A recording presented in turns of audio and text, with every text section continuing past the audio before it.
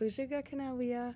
Welcome to week 2, our formal introduction to grammar in Anishinaabemowin for our 52 weeks of learning.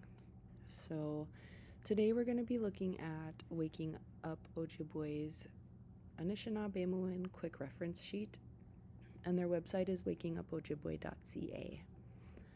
My name is Madeline Treuer, the Special Projects Coordinator with the Minnesota Chippewa Tribe. And here is the Anishinaabemowin Quick Reference Sheet. And we're going to first look at pronouns.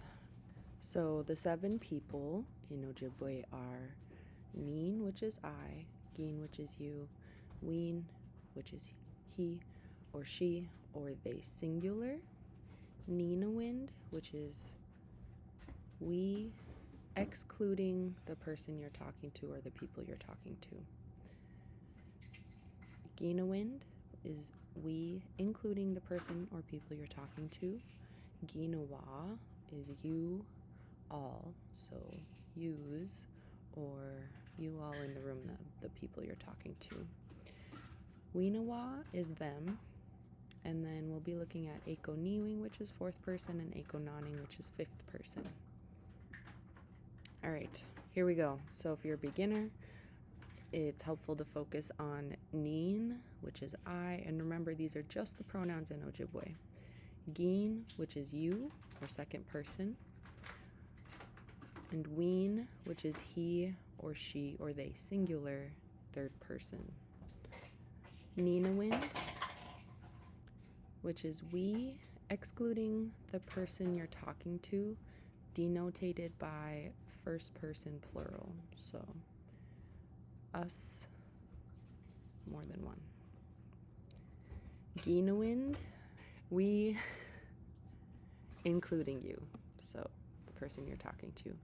Giinawaa, you all, 2nd person plural, so it's you, plural. Wiinawaa, which is them, 3rd person plural. All right. For our advanced language learners, we tend to focus on, after mastering beginner and intermediate pronouns, niinawind and niinawind, 4th person and 5th person. So this comes in narrative format. Typically, you'll see it in a story where, say, your main person in the story is, we're just going to say Nanabuju, and the additional person that they're talking about in the story that is still talking about 3rd person, but it's more specific, so it's not different. It's when you have a narrative format of a story, you're talking about 3rd and 4th and 5th people in relationship to the narrative of who the focus of the story is on. So niinawind would be the ducks, perhaps, being referred to in the story, and then the 5th person maybe is the rocks that the ducks are cooking on. Those are just examples, so that might give you a clue as to how further to use 4th person and 5th person niinawind and niinawind. All right, and again we have Niin, giin, wiin, niinawind, giinawind, giinawaa, and wiinawaa, niinawind, and niinawind. Quick view out of our sheet, what we're going to look at next, which is the Anishinaabemowin alphabet and personal prefixes. Here we go. Quick review of the Anishinaabemowin alphabet. We have our vowels. I'm just going to say how they're pronounced. So, a, I, o, u, and a. And then we have our consonants, which I'm not going to touch on.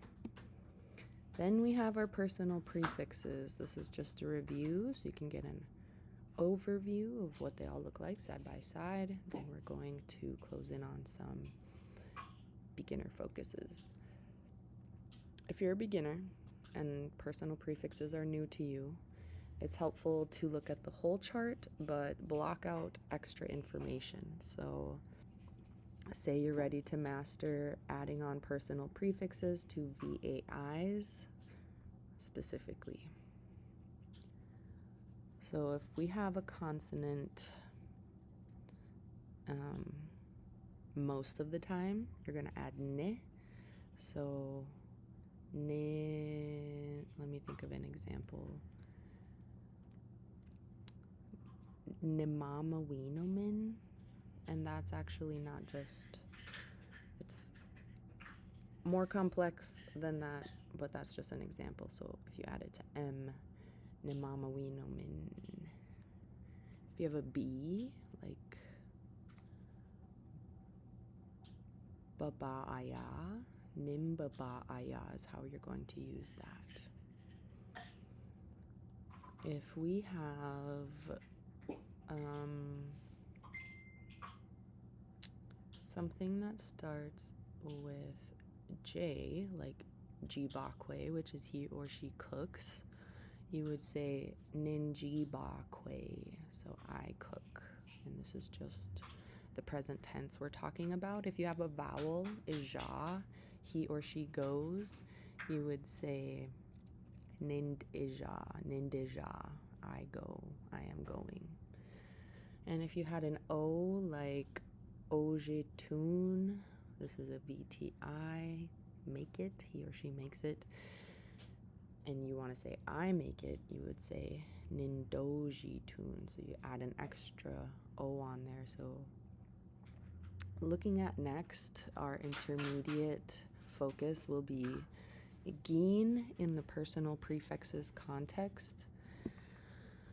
So if you have a word that starts with a consonant, any consonant, you're just going to add gi to it. So if you're going around, gibabaya, you're going around.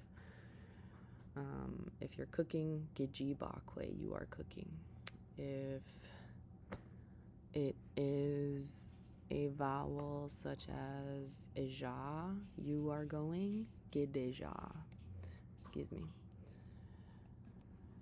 If you have it starting with an O, VTI, ojetun, he or she makes it, you make it, gidojitun. So there's a double O adding on to that first O, gidojitun. All right, there was our intermediate preview, looking at advanced focus next in the bump up of personal prefixes. So here we're looking at wiin, which is third person, he or she or they singular. Again, if you're looking at words that start with a consonant, I have to think of another example of how that makes sense. So I'm gonna just move on from here. So, okay, an out view of our quick reference sheet. Next, we're gonna look at verb types. Here we have, if we're breaking it down between beginner, intermediate, and advanced, just in a different way to approach it, we're going to kind of look at them independently. So VII is a short form, abbreviated way to write about a verb type, which is verb inanimate, intransitive, so something that is not considered to be animate or alive, just within the scope of the language. So an action by an inanimate subject. Maybe we're talking about the weather and it is cloudy, so we would say ningwanakwud. That is just the verb type and example.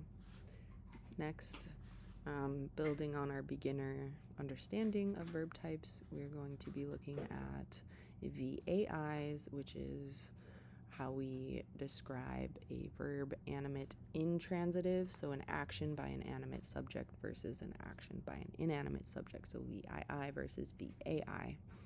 So those are going to be your describing words of living things, animate things, what they're doing in the context of the language.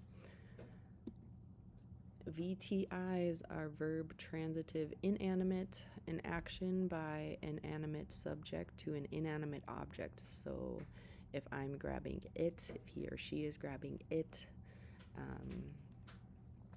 de bibidun, Ninde bibidun, gide bibidun, you're grabbing it. So I'm grabbing it, you're grabbing it. And then finally, VTA, which is our most complex verb form, but we're going to make it simple by using a very common example, which is Gikawabamin, which means I shall see you. And if we break it down literally, ge is the you part and ga is the shall part. Wabum is the VTA, so verb, transitive, animate, and action by an animate subject to an animate subject, so person to person, or for example, person to a rock, or a sema, tobacco. So back to the example, Gikawabamin. The in on the end of it is the I part, so it's literally transliterating is you shall see I, but that's not the translation, it's the literal or transliteration. If you were to break it down and restructure it, Gikawabamin, I shall see you. And building on that, if you said Gikawabamin, it is still a VTA. It just means I shall see you all. So that's really a distinction between understanding more complex VTAs. So once you're a beginner at learning about VTAs, there's more complexities to it, which we'll break down later. All right, a quick overview of our reference sheet. We're now going to look at tense markers. And I have them kind of sectioned off in relationship to beginner, intermediate, and advanced ways to approach tense markers. So, gi is the past, and you can add these on to pretty much all of your verb types, if that makes sense. So, it did, she was, we were, it wasn't, it did not. Those are some examples of how to use the past in the positive and negative forms. Then present, you don't actually add a prefix onto that. It's just the verb in its present form. And we is future tense, so will or want to. I will go to the grocery store. I want to go to the grocery store. I will not go to the grocery store. I won't go to the grocery store. Next, we're going to add on looking at the shall prefix. Ga is a form. So, ninka ojitun. I will make it.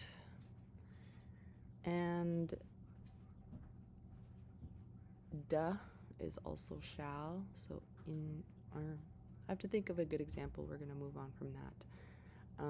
Because we also have da, so can, could, should, would, which is also a form.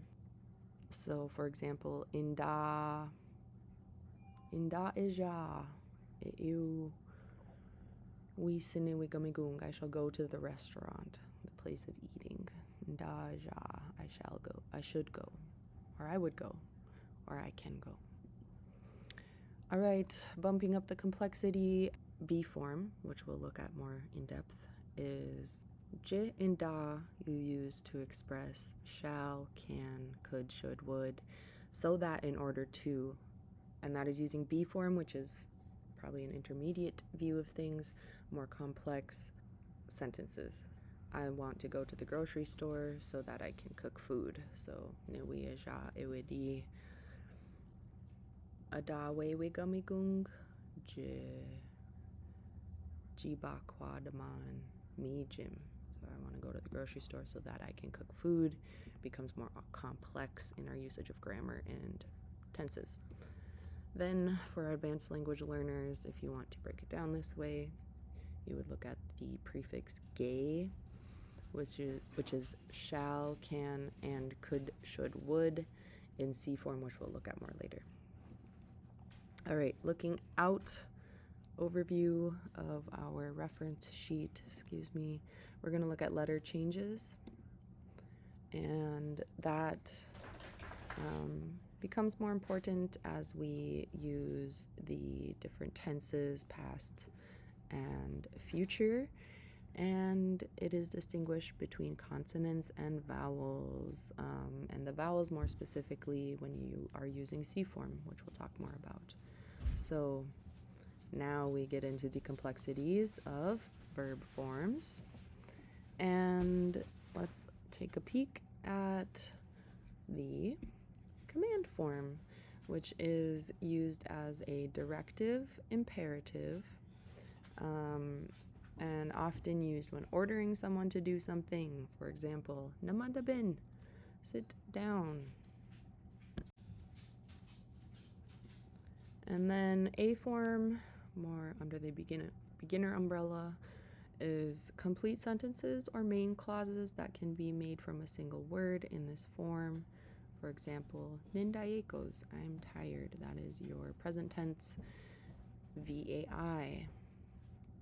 And then getting a little bit more complex, adding more to our sentences, we're going to be looking at B form, which is incomplete phrases that cannot usually stand alone and are dependent upon the A form, independent phrase in the sentence.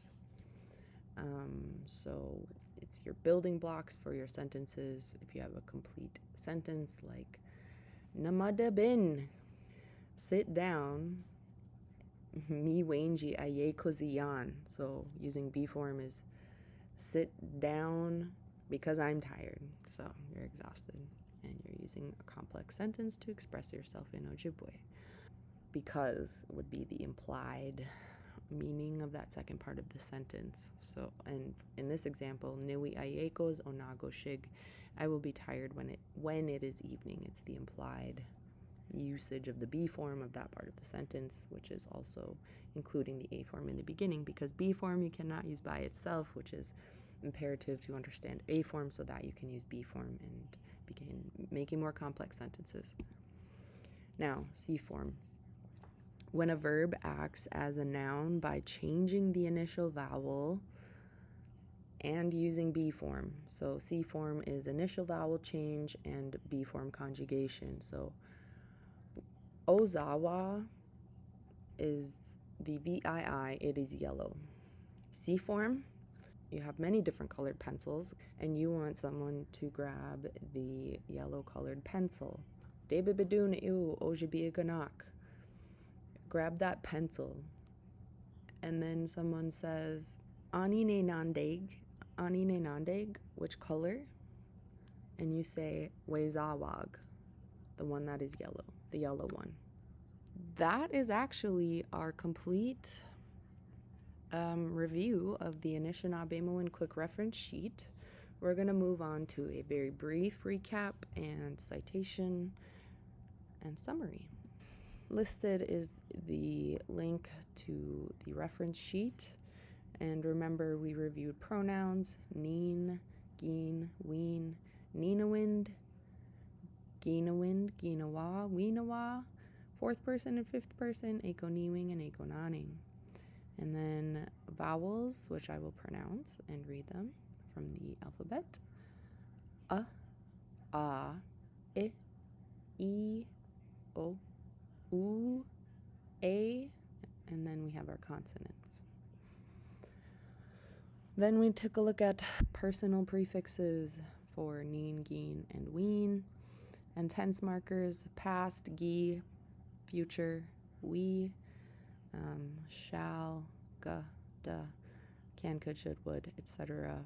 And then our more complex usages of tense markers, which is j, da, and gay. And then we have our letter changes, and I will review them here for you because it's helpful to also hear it. So B turns to P, A and I turn to E, J turns to CH, double A turns to aya, D turns to T, E turns to aye, G changes to K, skipping that one, Z changes to S, and O changes to W-E, way. Double O changes to wa. Right, and then we have our verb types in summary, VII, VTI, VAI, VTA, And then our different verb forms, which is our command form, A form, B form, and C form. Mi gwech nanda wabunda meg, nanda gekenda meg Ojibwemowin. Thank you all for tuning in to learn Ojibwe with me, Madeline Treuer. And this is our week 2 production of Anishinaabe grammar, looking at our Anishinaabe grammar quick reference sheet from Waking Up Ojibwe. Please remember to like, subscribe, and share our channel. It helps out a lot to get the word out there. Miigwech.